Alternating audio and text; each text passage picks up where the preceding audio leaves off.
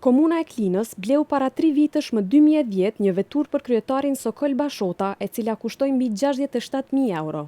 Komuna specifikoi në kërkesën e saj tenderuese se automjeti duhet të jetë i papërdorur dhe me 0 kilometra të kaluara.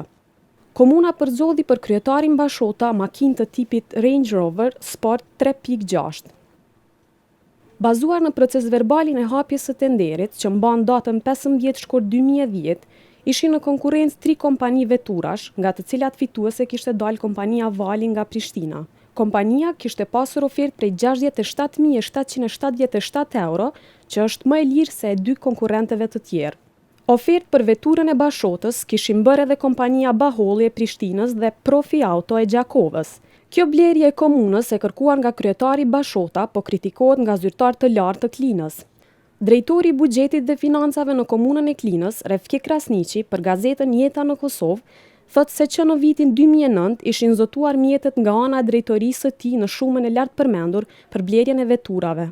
Pas një kërkese të bërë nga ana e kryetarit Bashota, ishte vendosur që këto mjetet të shpenzoheshin për blerjen e një veture të vetme për të. Ai thotë se komuna shpenzon rreth 2.000 euro në vit për servisimin e kësaj veture dhe mendon se kjo është një shumë e madhe për buxhetin e vogël të kësaj komune. Për blerjen e kësaj veture ka qenë kundër edhe kryesuesi i Kuvendit Komunal të Klinës, Fadil Gashi, partia e të cilit LDK është në koalicion me PDK në këtë komunë. Nuk kam qenë asnjëherë i pajtimit me atë pazar që është bërë nga ana e kryetarit Bashota për të blerë një veturë kaq luksoze, duke marrë parasysh se kushtet e kërkuara për një zyrtar komunal ose edhe kryetar do të mund t'i plotësonte edhe një veturë me një çmim prej 30.000 eurosh. Gazeta Jeta në Kosovë ka kontaktuar kryetarin Bashota, por ai nuk ka dashur të komentojë, duke sugjeruar se një përgjigje mund të jap zyra për informim. Samije Gjergji, zyrtare informimi, konfirmoi se komuna në vitin 2010 bleu vetëm veturën për kryetarin nga buxheti i ndarë për vetura.